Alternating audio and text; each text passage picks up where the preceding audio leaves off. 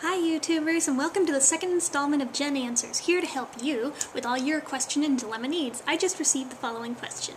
Hey, I've just come to your videos. I think you're really great. Anyway, I have a question if you're interested in giving some advice in a video. How can I overcome my procrastination? I'm at college for graphic design. I've been doing it for almost 4 years now, and I've been more increasingly prone to procrastination as a result. My grades are steadily declining, and I find it hard to hand in projects on time. I don't know why I keep putting off assignments to the last minute as I like the course, but it's got a point where I'm getting depressed about it. It's got to a point. When I finally hand in a project that's overdue, I always say to myself, I'm never doing that again, and going to work much harder next time, but I never do. Just thought you could give some advice as I looked at your first advice video and thought it was very good. Okay. Now, of course, the true irony here is that I procrastinated about 1,000,000 times while trying to put together all the things I want to talk about in this video. Yeah, you can probably tell that I'm reading this, because there's just so much that I want to be sure that I didn't overlook on such an important topic. But I managed to work through that, just as I'm sure you'll learn to be able to do the same after heeding these tips. First of all, procrastination stems from habit. Just like any habit, it doesn't develop overnight. It's a trained and learned behavior. As such, learning new habits and not procrastinating will take time and commitment to develop, as well as a lot of patience. Keep at it, it's not going to happen overnight either, but trust me, if you're determined enough to change, things will eventually fall into place with enough work.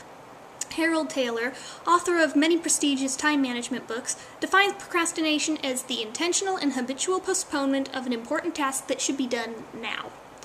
Now, think about why you procrastinate in the first place. It varies from person to person and often from situation to situation. Are you afraid of failing your task or disapproval? Are you a perfectionist and only willing to work? Okay, give me a minute. Are you only willing to work after every little element is in place? Are you easily distracted? Or perhaps it stems from a deeper, more emotional level.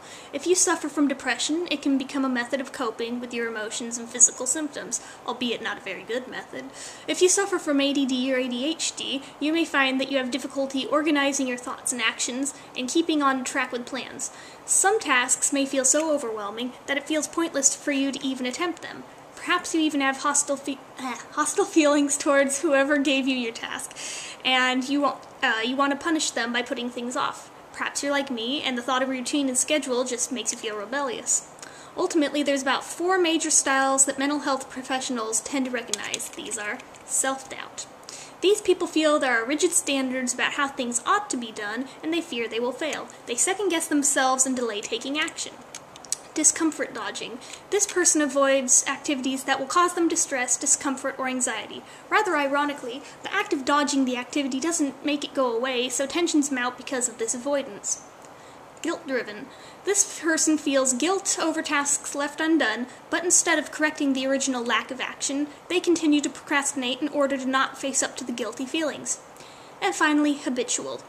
This person has procrastinated so many times that it's become an ingrained response. The person no longer thinks about why they do it, they just feel it's a part of themselves. It becomes an automatic response for them to say, this is too hard, I'm too tired, or they laugh it off as a character flaw. Usually, there's some combination of these styles in most people, and the fourth one is by far the most common all the way across the board in modern-day society. It becomes all too easy to become distracted by little things, be it anything from your kids or pets running around, getting caught up in TV, the internet, instant messengers and email being the worst offenders, phone calls, texting applies here too, music, video games, anything really.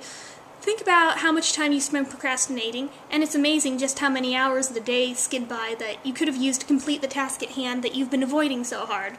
With so many distractions, it's hard to more or less unplug from everything for a little while just to work on the task at hand. So what do? First of all, make a list of everything you need to do. Don't put it in any particular order, just write down everything you need to do. Now, once you've written it all out, now you can prioritize the list. Put the tasks that are most important and are due first at the top of the list, and work your way to the bottom with progressively smaller of lesser important tasks. The best way to do this is by deadlines, I've found. Now, in addition to your list, either purchase a calendar with enough space to write in notes on each day, or get a planner, or even just notebooks that you write the dates in hand or by hand on each page, and plan out when you need to do each task. If it's a short task, obviously you'll just write down onto the day that you'll be doing it. If it's a larger task, however, figure out how long you'll need to accomplish this, then write it out over however many days you think it will take you to do it. The one mistake is to try and avoid overbooking yourself. Make sure that you've scheduled enough time for each task, as well as accounting for possible delays. Most people forget this crucial step, end up backlogged, get overwhelmed, and fall right back into the procrastination trap that they were trying to avoid in the first place. It's not a make or break deal, people. Get up, dust yourself off, and try again.